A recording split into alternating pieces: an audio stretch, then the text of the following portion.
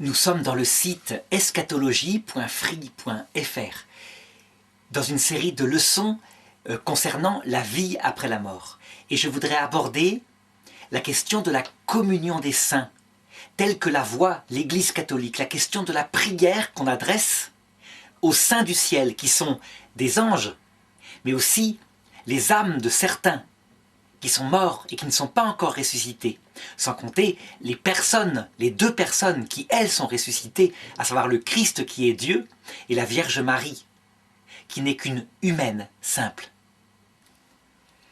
Alors les catholiques, comme les protestants, ont le même credo, et ils récitent à la messe le credo du début de l'Église, qui dit ceci: « Je crois en la communion des saints ». Et pourtant, il y a véritablement sur cette question de la communion des saints, de ce qu'elle est concrètement, un conflit théologique, quelque chose d'irréconciliable entre, d'un côté, les catholiques et les orthodoxes, donc les églises apostoliques, c'est-à-dire celles qui ont été fondées par les apôtres, et d'autre part, les églises non apostoliques, celles qui ont été fondées à partir de Luther, Calvin, au XVIe siècle. Alors je voudrais manifester le caractère essentiel de ces différences, qui je crois sont un axe où on ne se rejoint pas et où il sera très compliqué de se rejoindre au point de vue théologique. Pour les catholiques, Jésus est le seul médiateur entre Dieu et les hommes, pour les protestants aussi. Sauf que les catholiques disent que cet unique médiateur qui est Dieu fait homme, eh bien, il crée des médiateurs, à savoir nous-mêmes, par notre baptême, par notre charité. On peut être véritablement intermédiaire entre Dieu et l'homme en priant. Évidemment, nous ne sommes que des médiateurs délégués. Le seul médiateur, source de la médiation, c'est Jésus. Les protestants disent « Jésus est le seul médiateur, point. Personne d'autre ne peut être médiateur ». Et donc, lorsque quelqu'un s'attribue le titre de prêtre, ce qui veut dire médiateur entre Dieu et l'homme, eh bien, il fait un abus. Et il relève d'ailleurs à cet égard la parole de Jésus qui dit que personne d'entre vous ne se fasse appeler Père, car un seul est Père, c'est Dieu. Alors face à cette polémique, qui est-ce qui a raison? On dirait que la phrase de Jésus leur donne raison. En réalité, il suffit de regarder les choses dans toute l'Écriture. Et il est évident que nous sommes vraiment père et mère de nos enfants. Et il est évident que quelqu'un qui apporte à un autre la vie spirituelle, par exemple en l'enseignant sur le Christ, il a une certaine paternité spirituelle sur lui qui est efficace. Celui qui a eu un conseiller spirituel qui l'a marqué le sait. Alors qui est-ce qui a raison entre les protestants et les catholiques? Eh bien moi je répondrais que nous sommes véritablement pères de nos enfants selon la chair, mais évidemment des pères par délégation. Donc quand Jésus dit que personne d'entre vous ne se fasse appeler père, il veut dire par là, souvenez-vous, que vous êtes père par délégation de Dieu. C'est Dieu qui a fait de vous des pères et des mères. Et c'est vrai, on donne à ses enfants la vie biologique. Qui est-ce qui crée leur âme? C'est Dieu. Et d'autre part, on donne à nos enfants la meilleure éducation qu'on peut, au point de vue humain. Mais qui est-ce qui leur donne la grâce qui vient inhabiter dans leur cœur si on veut qu'ils deviennent chrétiennes? C'est Dieu. Donc, Dieu est le seul Père comme source, radical, aussi bien humain que divin, mais nous sommes père et mère par délégation. Eh bien, c'est exactement la même chose au niveau de la médiation. Je pense que la vérité catholique, c'est que nous sommes des médiateurs. Nous sommes en priant pour les autres. Mais que Jésus seul est le fondateur de la médiation. Il est l'unique qui a créé tout cela. Donc, les protestants ajoutent, en disant que nous sommes médiateurs, nous enlevons de la gloire de Dieu. Nous lui enlevons sa spécificité à Jésus. Et les catholiques répondent, pas du tout. La gloire de Dieu, c'est justement qu'il ne se garde pas ses trésors, mais qu'il les crée dans les autres. Il fait des autres hommes, des autres Christ, par délégation évidemment, lui l'est par nature. Et du coup, la conséquence, c'est que les catholiques disent que les saints du ciel et les anges, qui ont atteint la vision de Dieu, qui sont parfaitement stabilisés dans la finalité éternelle, dans la charité, eh bien, ils sont a fortiori des médiateurs, par délégation. Ils ont un véritable rôle. Ils sont non seulement amis de Dieu, mais collaborateurs, avec véritablement une délégation. D'ailleurs, les catholiques appuient leur dire sur une phrase de Jésus, quand il dit dans l'Évangile « En peu de choses tu as été fidèle, je t'établirai sur beaucoup. » Je t'établirai, ça veut dire que véritablement je te donne quelque chose à faire. Et les protestants, ils ont une toute autre conception. Ils disent que les habitants du ciel, les anges, n'ont certainement pas un rôle aussi fort. Et des anges, ils sont juste des serviteurs qui appliquent les volontés de Dieu. Et pour ce qui est des saints du ciel, donc les hommes qui sont au ciel, eh bien voilà leur conception. Ils disent que le péché originel, dont ils sont marqués, a définitivement et jusque dans l'éternité détruit leur capacité d'agir librement dans le service de la grâce. Ça veut dire que pour les protestants, la rédemption opérée par Jésus n'a pas réparé cela. Et Jésus, disent-ils, le dit lui-même, sans moi vous ne pouvez rien faire. Et donc, étant détruit par le péché originel, il est impossible qu'un homme collabore efficacement avec Dieu. La seule chose qui peut le sauver, puisqu'il constate qu'il est détruit, il n'arrive pas à faire le bien. Et les protestants s'appuient pour cela sur saint Paul qui dit « Je constate cette loi, je voudrais faire le bien et c'est le mal que je fais. » Eh bien, puisqu'ils sont définitivement détruits, la seule façon d'être sauvés, c'est comme des petits-enfants handicapés pour toujours, de croire, avoir confiance en Dieu qui à ce moment-là les prend dans ses bras et les monte vers le ciel. Ça veut dire que pour un protestant, dans la mesure où on croit, on a confiance comme un petit enfant en Dieu, on est certain d'être sauvé. Pour un catholique, comme par exemple Sainte Thérèse de l'Enfant Jésus, cette étape de la confiance, cette petite voix de l'enfance, elle est fantastique, elle est le fondement. Il en fait même la voix adaptée à tout le monde, la petite voix de l'enfance. Mais attention, elle ne s'arrête pas là. Cette voix de l'enfance n'est qu'un commencement. Elle la décrit exactement pareil, elle dit « Je suis comme une petite chose qui monte dans les bras de Jésus et il me monte au ciel. » Et puis, à un moment donné, une fois que c'est fait, donc il la nourrit de sa grâce, elle décrit une autre spiritualité. Elle se proclame, elle se dit épouse de Dieu. Elle se dit collaboratrice de Dieu. Elle dit, elle passera son ciel à faire du bien sur la terre. Pourquoi? Parce que pour les catholiques, le péché originel, il a blessé la nature humaine, il ne l'a pas détruite. Certes, c'est Jésus qui vient chercher l'homme, certes, c'est Jésus qui donne sa grâce. Et une fois qu'il l'a donnée, en attirant l'homme, alors l'homme est capable de répondre non seulement en croyant, confiant, mais en aimant activement, comme une épouse. Pas comme une petite chose fragile, tout obéissante à son mari, mais comme une épouse active, capable d'avoir des volontés, capable de faire des scènes de ménage, capable de fauter, de se réconcilier. Tout ça fondé sur la grâce. Attention, rien ne se fait évidemment que parce que Dieu donne, je dirais, son aide évidemment. Mais il donne son aide pour que l'homme agisse vraiment, lui-même. C'est pourquoi, pour les catholiques et les orthodoxes, c'est une alliance, comme un mariage. Une alliance où deux oui s'unissent pour former la charité réciproque entre Dieu et l'homme. Pour les protestants, plutôt qu'une alliance, ça serait plutôt un mariage de type un homme puissant épouse une petite dame toute pauvre et handicapée, et l'élève, mais ne lui donne aucun pouvoir parce qu'elle reste toute pauvre et handicapée à jamais.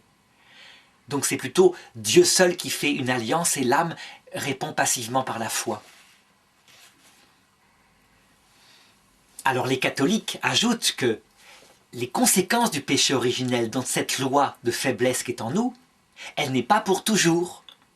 En théologie, on l'appelle le fomes peccati, le foyer du péché. Dieu l'a mise effectivement en nous, après le péché originel, en vue de développer en nous de l'humilité. On découvre qu'on n'est pas des dieux, on est faible, on n'arrive pas à se contrôler. Mais évidemment, ce n'est que pour la première étape qui nous prépare au salut, l'étape terrestre. Lorsque dans la deuxième étape, celle du jugement dernier, le Christ paraît, qu'il nous demande véritablement, cette fois en fonction de ce qu'on a fait de sa vie, de le choisir, porté par sa grâce, par son attraction, ou alors de le renier par un péché contre l'Esprit Saint qui soit un acte parfaitement libre. Eh bien, il est évident que dans cette deuxième étape, si on gardait en nous la faiblesse, le fomes peccati, qui fait qu'on ne contrôle mal sa sensibilité, ça serait parfaitement contre-productif. Le choix ne serait pas entièrement libre, il ne pourrait pas déterminer notre éternité. Et donc, à l'heure de la mort, le foyer de péché est supprimé.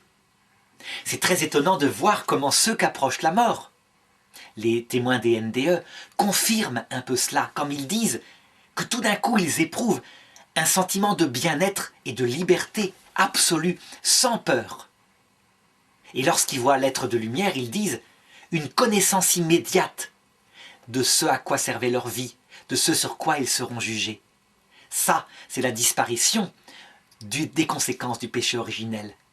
Résultat, dans le paradis céleste, où sont ceux qui sont arrivés au terme, qui voient Dieu face à face, eh bien, je dirais qu'ils ont deux mains pour agir au service des petits êtres humains qui sont encore sur terre. Sur terre, disait un saint, c'est comme si on avait une main pour s'accrocher, pour ne pas tomber soi-même, et une main pour aider les autres. Au ciel, leurs deux mains peuvent aider les autres, donc c'est d'une efficacité encore plus grande. Et c'est cela que les catholiques appellent la communion des saints. Ça veut dire, c'est quelque chose de réel, d'actif, une véritable activité des saints du ciel pour nous aider, et de nous qui sommes appelés, alors qu'on ne les voit pas encore, à vivre concrètement avec eux, comme je vais l'indiquer, le développer un petit peu plus loin. Mais avant de développer toute cette efficacité des saints et des anges, j'ajouterais les anges qui ne sont pas des hommes, qui n'ont pas vécu sur terre, qui sont des purs esprits, je voudrais tout de même répondre à certaines objections que nous posent nos frères protestants. Par exemple, est-ce qu'on peut dire que les saints du ciel sont vivants? Il est vrai que certains protestants, lorsqu'on leur dit qu'on prie quelqu'un qu'on croit être au ciel, par exemple notre grand-mère qu'on a aimée, dont on est sûr qu'elle a bien choisi, même si on ne le sait pas, on ne le voit pas, ils disent « Mais c'est quoi? Vous priez les morts? C'est interdit par la Bible, ce sont des morts. » Est-ce qu'ils ont raison de s'appuyer sur la Bible, où il y a effectivement marqué dans l'Ancien Testament « Tu ne convoqueras pas les morts, tu ne pratiqueras pas la nécromancie ». Eh bien je dirais que Jésus, il donne la réponse à cela. Ça se situe dans l'Évangile selon saint Matthieu, au chapitre 22, vers le verset 23. Il est raconté que déjà à son époque, certaines personnes ne croyaient pas en la résurrection. Donc carrément, eux, ils ne croyaient pas en la survie des morts parce qu'ils ne lisaient que la loi de Moïse qui, effectivement, n'enseigne pas encore cela, n'y croit pas encore. Ce sont les Sadducéens. Et donc ils viennent voir Jésus et lui posent la question, une question piège pour se moquer de lui. Un homme a eu, je dirais, plusieurs femmes, 7 femmes, à chaque fois la femme est morte. Quand il arrive dans l'autre monde, de qui sera-t-il la femme? Et Jésus répond en disant, mais là-haut c'est pas comme sur terre. Mais la réponse qui est intéressante, c'est à la fin, quand il leur dit « De qui Dieu est-il le Dieu? Est-il le Dieu d'Abraham, d'Isaac et de Jacob ?» Et les Sadducéens répondent « Oui ». Et Jésus les mouche, on peut dire, en leur disant « À votre avis, est-ce qu'il est un Dieu des morts ou un Dieu des vivants ?» Et tout le monde, entendant sa réponse, admira Jésus, comment il avait répondu, comment c'était logique. Oui, c'est évident, les saints du ciel sont des vivants. Ils n'ont pas retrouvé leur corps, c'est vrai, mais il ne faut pas les confondre avec des fantômes qui sont abordés dans le cadre du spiritisme, qui eux, le spiritisme cherchant à atteindre, je dirais, des morts qui errent entre ce monde et l'autre, par des techniques en plus qui consistent à les forcer à apparaître. Donc, les saints du ciel, eux, sont des vivants. On le voit d'ailleurs nettement dans l'Évangile, quand par exemple, à un moment donné, Jésus est transfiguré devant ses apôtres. Il est raconté que Moïse et Élie lui apparurent. Alors les protestants pourraient dire, Élie, pas étonnant, il n'est pas mort, il est monté au ciel avec son corps.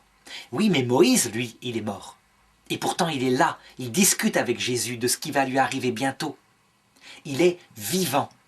Ça veut dire que, alors qu'il est mort dans son péché, il y a eu une purification et qu'il est atteint, il a atteint quelque chose, je dirais une perfection, même si on pense qu'il n'avait pas la vision béatifique puisqu'elle a été donnée après la passion de Jésus. Alors une autre objection que donnent les protestants, ils disent d'accord, admettons qu'ils sont vivants, même si eux sont dubitatifs, en disant est-ce qu'ils sont au paradis? Et là on leur répond facilement en disant mais oui, regardez même le bandit qui était crucifié à la droite de Jésus, il a été au paradis le soir même, ça prouve qu'il y en a certainement d'autres. Donc l'objection suivante qu'ils donnent, c'est de dire ceci, quand vous priez les saints, c'est du spiritisme, et c'est interdit par la Bible. Le spiritisme, ça consiste à évoquer les morts. Donc ils sont peut-être vivants, mais vous les évoquez et c'est interdit par l'Ancien Testament. Qu'est-ce qu'on peut répondre à ça? Eh bien, qu'il faut distinguer l'évocation des morts qui se fait dans le spiritisme et l'invocation qui se fait dans la prière. Ça n'a rien à voir. Évoquer, c'est ce qu'on voit dans le livre de Samuel, avec le roi Saül qui évoque le prophète Samuel qui est mort par une séance de spiritisme avec une sorcière à Endor. Ça consiste à, par un mécanisme de magie, faire apparaître un fantôme. Et la Bible dit, le fantôme de Samuel apparut et se mit à parler à Saül. Donc, évoquer, ça veut dire faire apparaître extérieurement. Et ça, c'est absolument interdit par l'Écriture pour une raison simple. C'est que le ciel ne veut pas apparaître. La vie terrestre, sa sagesse, elle dure 80, 100 ans pour les plus vigoureux, c'est que le ciel se cache. Parce que c'est une première étape, un premier stage, loin de tout, pour expérimenter ce que c'est qu'une vie privée de ce pourquoi on est fait. L'invocation, c'est tout à fait différent. Ça ne consiste pas à faire apparaître extérieurement ce qui est réservé pour l'heure de la mort, lorsque le ciel apparaîtra en gloire. Ça consiste à se confier, sans vouloir faire apparaître. De même, on invoque Jésus, et on ne veut pas le faire apparaître. Faire une séance de spiritisme en disant « Jésus, es-tu là? J'appelle l'esprit de Jésus, que l'esprit de Jésus, s'il est là, frappe 2 fois dans la table », ça n'a rien à voir avec la prière chrétienne. Jésus, je me confie à toi, prends pitié de mon âme. Ça, les protestants peuvent le comprendre. Eh bien, c'est exactement la même différence qu'il y a avec les saints.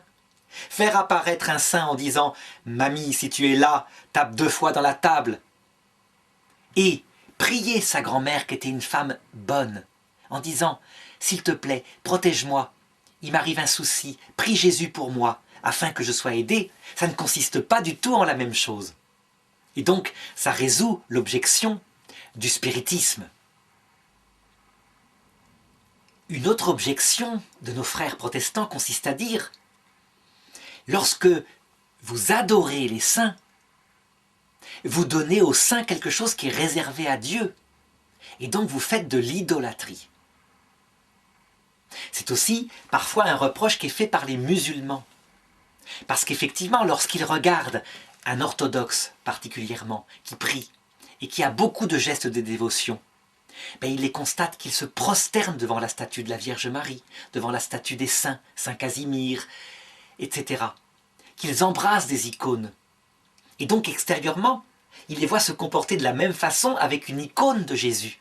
Et donc ils disent, regardez, c'est de l'idolâtrie. Ils adorent les saints. Qu'est-ce qu'il faut répondre à ça? Eh bien, que en fait, ces personnes-là, quelquefois avec une certaine malignité, parce qu'il suffit de l'expliquer une fois, l'objection ne devrait pas revenir. Ces personnes-là confondent vénération et adoration de latrie. Ce que saint Thomas appelait le culte de Duli, Dulia étant la vénération, et d'autre part le culte de latrie, qui est réservé à Dieu seul. Donc qu'est-ce que ça veut dire? Dieu seul, on lui réserve la latrie. Latrie, l'adoration au sens fort, parce que lui seul nous donne d'être actuellement, il nous soutient dans l'être, et s'il arrête, on retourne au néant. Et lui seul nous donne la grâce sanctifiante. Personne d'autre ne peut la donner à sa place. Ce sont les deux choses que lui seul donne. Donc, en conséquence, par rapport à cela, il est réservé à Dieu seul cette adoration unique. Tu es cause de mon être. Tu es cause de ma vie spirituelle surnaturelle. La vénération, par contre, ou alors le fait d'honorer, c'est quelque chose qui peut être donné à beaucoup d'autres, et qui est d'ailleurs biblique. Quand, dans le livre de Moïse, il est marqué « Tu honoreras ton père et ta mère pour vivre longtemps sur terre ». C'est ça le culte de Duli. Pourquoi est-ce qu'on honore notre père et notre mère? Parce qu'ils nous ont donné la vie biologique, l'éducation, la nourriture. On ne les adore pas comme Dieu. Ils ne nous ont pas donné l'être à partir du néant. C'est Dieu qui a créé notre âme. Eux se sont contentés de nous communiquer la vie biologique à partir d'une matière entre hommes et femmes. N'empêche que on peut les honorer pour ce don. Et on sait très bien distinguer cela de l'adoration de latrie. Pourtant, les gestes extérieurs peuvent être les mêmes. Par exemple, la Bible raconte comment Jacob se prosterna 7 fois devant son frère Ésaü pour l'honorer et pour lui demander pardon par rapport au mal qu'ils s'étaient fait mutuellement dans leur jeunesse. On devrait dire, mais la prosternation, les musulmans répondent, c'est réservé à Dieu, on ne se prosterne que devant Dieu. C'est parce que ils confondent un geste avec sa signification. Un geste peut signifier plusieurs choses. C'est évident.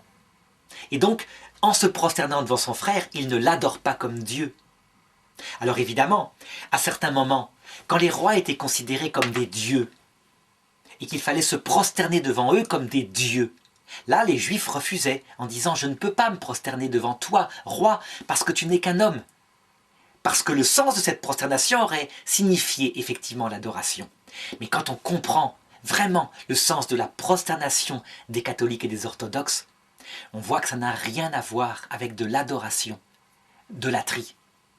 Et donc, personne n'adore la Vierge Marie et les saints, ni les anges, comme des dieux. Mais on les vénère véritablement comme étant source de quelque chose qu'on leur doit. Pourquoi? Parce que dans la logique de ce que j'ai dit tout à l'heure, ce sont eux qui reçoivent de Dieu le seul médiateur, l'origine unique de la grâce, le pouvoir de la donner à discrétion à qui ils veulent. En gros, ils prient Dieu et aussitôt Dieu les exauce. Pourquoi? Parce qu'il leur fait entièrement confiance, parce qu'ils ont été fidèles en peu de choses, alors il les établit sur beaucoup. On pourra dire, mais ça ne va pas. Dieu ne peut pas se soumettre à des créatures. Non, c'est pas comme ça qu'il faut le comprendre. En réalité, c'est comme dans un mariage. Parce que l'épouse est entièrement soumise par amour, pas par servitude à l'époux. Et parce que l'époux est entièrement soumis par amour, pas par servitude à l'épouse. On a une soumission mutuelle qui donne une seule volonté. Ils ont la même volonté, sauver le plus grand nombre. Et donc il y a une confiance, une collaboration absolue. Du coup, prier la Vierge Marie, prier les saints du ciel, pour un catholique et un orthodoxe, c'est identique à prier Dieu en ce sens que ils font un seul amour. Ils ne sont pas un seul être, les saints ne sont pas Dieu. Mais ils sont unis parfaitement dans l'amour au point de ne faire qu'une seule volonté, je dirais. Ils ont une seule volonté, tout en étant 2 personnes. Alors enfin, une dernière objection des protestants, qui n'acceptent que les 6 premiers conciles œcuméniques et qui refusent le 7e. Et elle consiste à dire cette objection. Vous représentez les saints et les anges par des images, avec des visages humains. Vous bafouez le 2e commandement qui dit « Tu ne représenteras pas une créature par une image ». Donc non seulement vous vous prosternez devant, mais vous le représentez. Donc, comment répondre à cette question qui s'appelle le problème de l'icône, avec au 7e concile, un concile qui dut se prononcer sur le phénomène des iconoclastes, c'est-à-dire des gens qui déjà à l'époque détruisaient des images en disant « c'est quelque chose qui va contre le commandement ». Eh bien la réponse, elle est simple. Avant que Jésus ne se fasse homme, il était interdit de représenter Dieu pour une simple raison. C'est que il n'avait pas donné de lui-même une image. Mais quand Jésus s'est fait homme, Jésus, c'est-à-dire quand le Verbe s'est fait chair, je devrais dire plutôt cela, donc quand Dieu s'est fait homme, alors il a donné de lui une image qui n'est pas faite de main d'homme. Cette image, c'est la vie de Jésus, c'est aussi son enseignement, tout ce qu'il a fait. Si bien que quand un jour un de ses apôtres lui a dit « Montre-nous le Père », Jésus a pu lui répondre « Qui m'a vu a vu le Père, Philippe. Pourquoi me demandes-tu « Montre-nous le Père » Ne comprends-tu pas que le Père est en moi et que je suis dans le Père ?» Ça veut dire que qui regarde l'humanité de Jésus, qui est une image, qui est créée, qui n'est pas Dieu, elle est une humanité créée, voit ce qu'est Dieu à travers cette image et le voit sans se tromper. Au point qu'un apôtre disait « En lui habite la plénitude de la divinité rendue visible. » Donc voilà pourquoi, maintenant, depuis que Jésus est venu sur terre, on peut véritablement représenter Dieu à travers Jésus. Mais alors pourquoi représenter les saints qui ne sont pas Dieu, eux, qui sont des créatures? Eh bien, tout simplement parce que Jésus, dans son humanité, n'épuise pas l'image de Dieu. Comment une humanité comme celle de Jésus, qui est limitée, qui est celle d'un homme au sens masculin du terme, pourrait-elle épuiser l'immensité des qualités qui sont dans sa divinité? D'ailleurs, la Bible, dès le départ, le dit. Homme et femme, il les fit, à son image il les fit. Ça veut dire que l'homme tout seul, vir, n'est pas image de Dieu. C'est homme et femme qui est image de Dieu. Eh bien, femme, ça représente symboliquement qui? L'Église. Et c'est quoi l'Église? Ce sont tout simplement la multitude des saints. Alors ceux qui sont canonisés, parce qu'ils sont particulièrement médiatiques. Mais au ciel, on verra, c'est la multitude des saints au sens réel du terme, c'est-à-dire ceux qui ont été sauvés, qui voient Dieu face à face.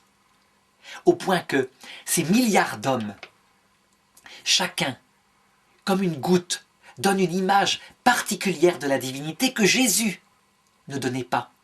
Quelque chose de plus, une qualité qui s'exprime différemment. Parce que chaque être humain est le trésor unique que Dieu a créé.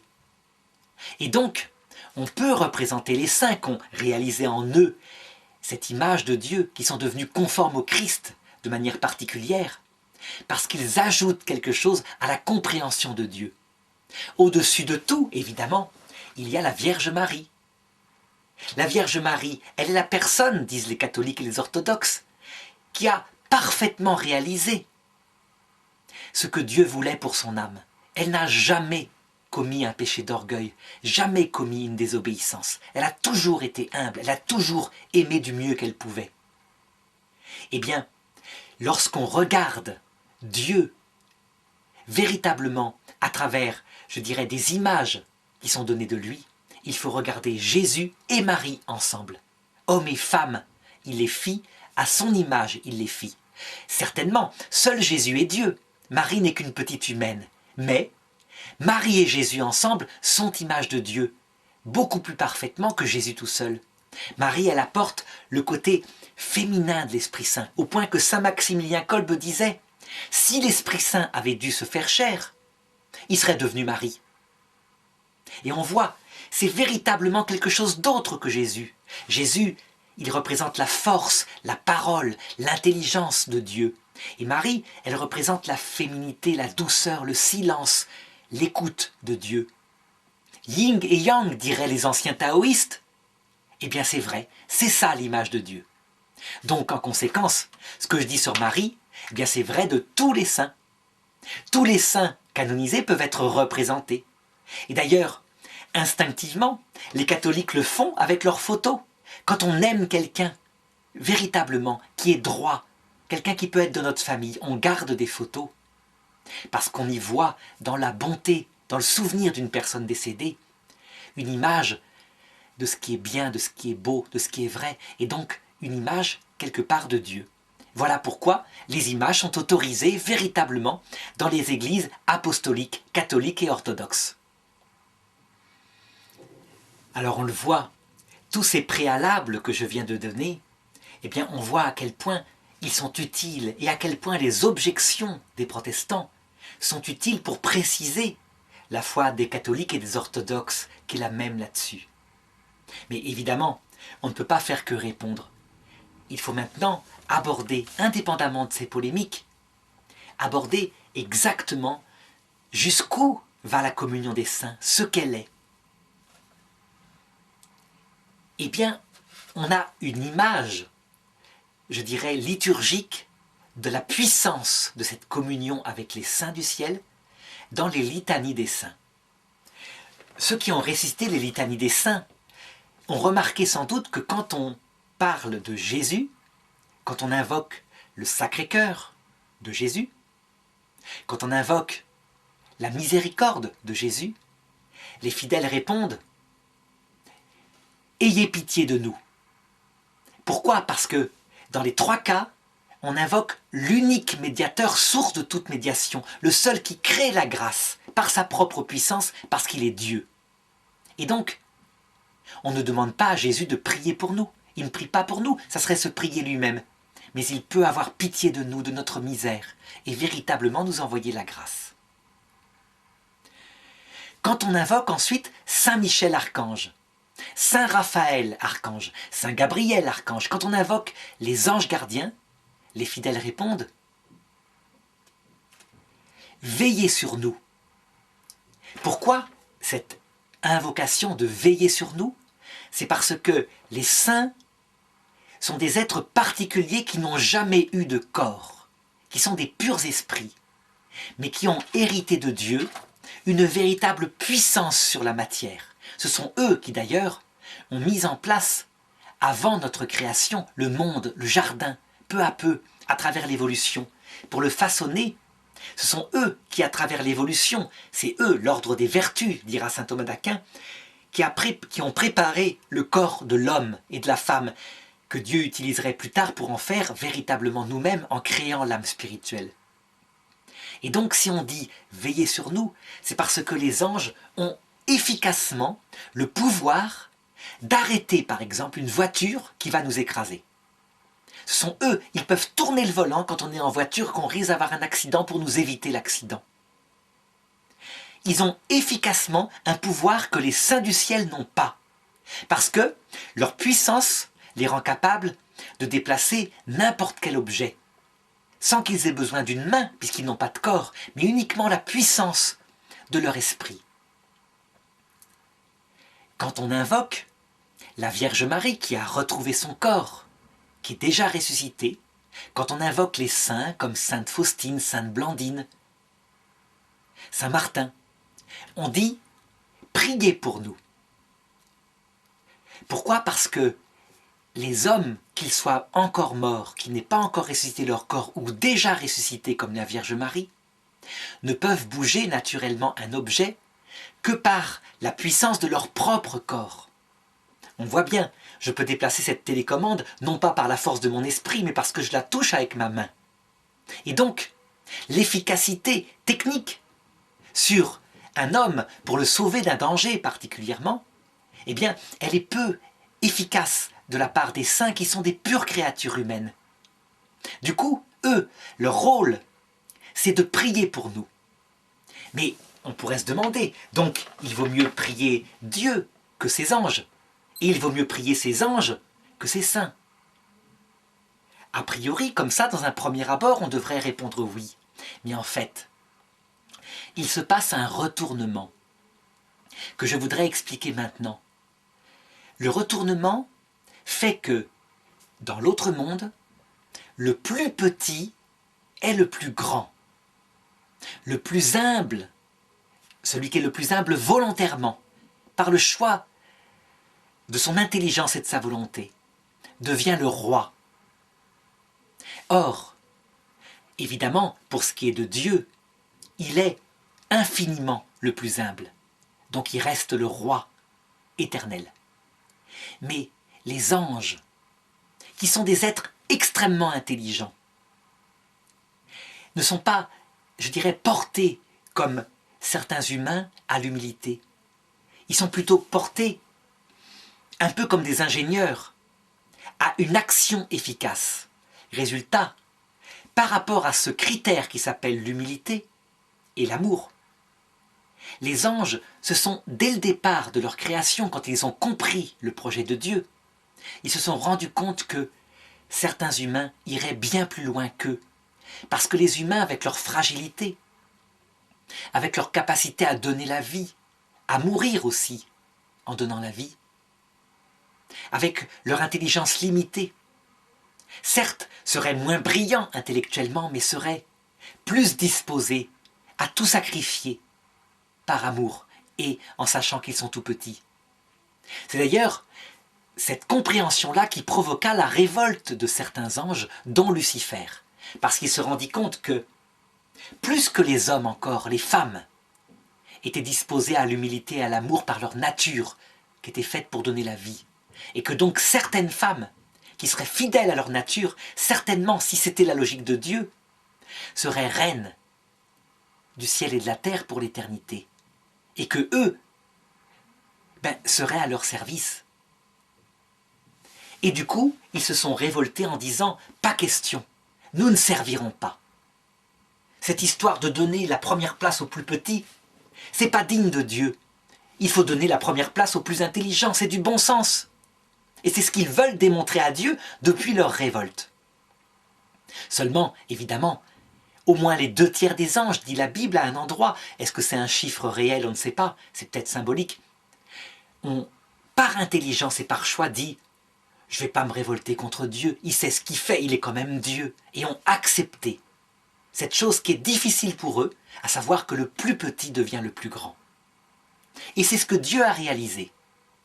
Si bien que la personne la plus petite, la plus humble que l'univers ait jamais portée, et qui est la Vierge Marie, est véritablement devenue la reine du ciel et de la terre, telle que Dieu le voit. Ce n'est pas une royauté comme les rois de la terre, mais c'est une royauté au ce sens que c'est elle qui sait ce qu'il faut faire, qui dit ce qu'il faut faire, pour emmener le maximum d'âmes vers le salut éternel.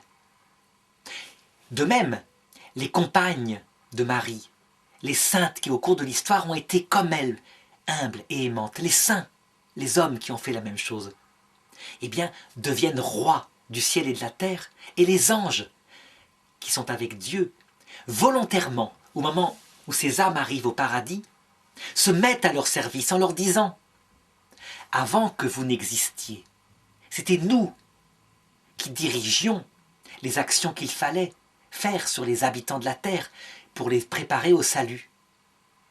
Mais vous qui venez de la terre, qui avez une humilité si grande, correspondez si fort à ce que Dieu veut, eh bien, on se met à votre service. Commandez et on fait. Demandez telle épreuve pour telle personne, on fait.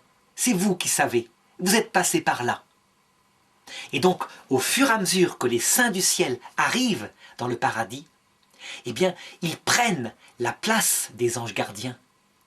Pas au ce sens que c'est eux-mêmes qui agiraient pour nous aider sur terre. Ils n'en ont pas le pouvoir. Mais en ce sens que c'est eux qui dirigent la main qui agit. C'est eux qui disent aux anges « fais ceci ». Donc je vais donner un exemple concret. Imaginons que une grand-mère qui a beaucoup souffert, qui a beaucoup aimé, qui a fait des péchés dans sa jeunesse, qui a mûri, arrive dans l'autre monde, choisit le Christ, se purifie dans les restes du purgatoire pour les restes des péchés, et arrive enfin dans la vision béatifique. Elle voit Dieu face à face. Elle a été fidèle. Elle a atteint ce que Dieu voulait qu'elle atteigne. Alors Dieu en fait son épouse de cœur. Il lui fait entièrement confiance. Il en fait véritablement une médiatrice, avec le pouvoir d'agir en toute liberté sur, par exemple, ces petits-enfants qui sont sur terre en vue de les emmener au salut. Et cette grand-mère ne va pas faire de bêtises. Elle a compris parfaitement la volonté de Dieu. Lorsqu'elle était sur terre, évidemment, elle aurait bien aimé avoir une apparition de sa propre grand-mère. Et maintenant qu'elle est passée par la vie terrestre, qu'elle est allée au ciel, elle comprend que ce n'est pas forcément judicieux, qu'il ne faut le faire que dans des cas ultimes. Elle pourrait apparaître quand elle veut à ses petits-enfants, mais elle a la même sagesse que Dieu. Et donc, elle se cache et elle les voit qui sont sur terre, qui font leurs bêtises. Elle comprend, parce qu'elle est passée par là. Elle aime, mais elle vise leur salut. Et c'est elle qui va dire, cette personne-là, ma petite fille, qui est là, elle a tendance à être assez fière. Eh bien, je pense qu'il faut lui faire rencontrer tel garçon, qui ne la rendra pas forcément entièrement heureuse, mais qui va façonner son cœur. Ça aboutira peut-être à un moment de malheur, mais moi je vise son salut éternel. Je vois comment elle est. Et aussitôt les anges agissent. Et ils vont provoquer cette rencontre. Et donc, l'action efficace de ceux qui veillent sur nous, c'est les anges. Mais la décision, ce n'est plus eux. C'est les saints du ciel. Et donc, cette action de cette grand-mère va être infiniment plus douce que celle des anges qui avaient tendance, eux, à être carrés, virils, efficaces, pour briser l'orgueil et pour disposer au salut. On peut dire que, au fur et à mesure que les saints du ciel arrivent, eh bien, le gouvernement de Dieu sur les âmes devient de plus en plus, je dirais, féminin, marial, en un certain sens. Ça veut dire qu'il utilise plus la douceur et la force en dernier lieu, quand on ne peut pas faire autrement, lorsqu'on a affaire à un orgueil qui résiste à tout. On le voit d'ailleurs s'exprimer dans les apparitions de la Vierge, quand elle dit sans arrêt « Combien de fois j'ai prié pour vous, mais je ne peux plus retenir le bras de mon fils. » Et donc, vous serez frappés par diverses épreuves. Elle le dit à la Salette, elle le dit à Fatima. Ça veut dire que la priorité, c'est un gouvernement féminin par la douceur, mais comme le but est le salut, eh bien, le gouvernement masculin, il l'utilise aussi, vraiment, quand il le faut, de manière à disposer le maximum d'âmes au salut éternel. Alors on pourrait dire devant un tel récit, mais Jésus là-dedans, il n'a plus aucun rôle. Ça, c'est une objection qui vient aussi des protestants, quand on leur raconte cela. En réalité, ils forment une seule église, une seule famille. Le ciel, il est uni. D'ailleurs, c'est ce que raconte l'Écriture quand elle dit que Jésus, lorsqu'il reviendra dans sa gloire, viendra accompagné des nuées du ciel. Ce qui veut dire qu'il vient avec les anges et les saints. Il ne vient pas tout seul. Pourquoi ? Parce que sa gloire, c'est de déléguer au maximum. Et donc, lors de son apparition, soit à l'heure de la mort, soit à la fin du monde, il pourrait venir tout seul comme le pensent les protestants. Mais en réalité, il fait apparaître la grand-mère, le grand-père, la maman déjà décédée, le maximum des personnes du ciel, de façon à toucher la personne. Il ne vient pas seul. Et ça a une efficacité fantastique. Parce que, quelquefois, pour un mourant qui ne connaissait pas Jésus, le fait de revoir sa maman décédée, qui vient du paradis le chercher, a une efficacité immense pour le convertir. Alors évidemment, lorsqu'on comprend cette unité d'amour qui règne au ciel, la communion des saints parfaite là-haut, ben on comprend que quand on est sur terre, on peut y participer vraiment.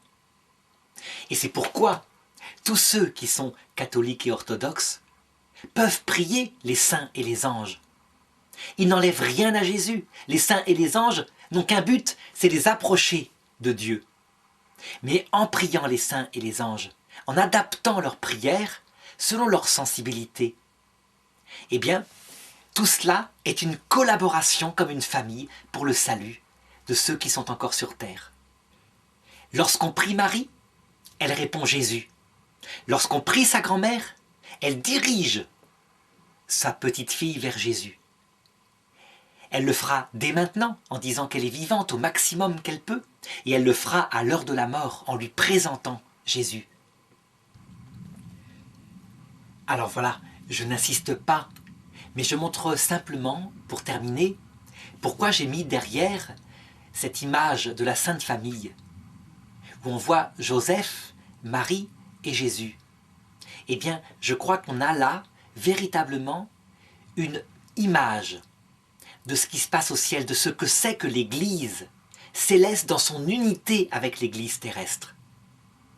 Joseph, ici, serait le symbole de Dieu dans sa vie trinitaire. C'est lui qui protège, c'est lui d'où tout vient, la nourriture, la vie. Marie, elle représente symboliquement ici tous les saints du ciel. On peut dire que c'est le Père qui délègue à Marie, donc à l'Église du ciel, tout son pouvoir.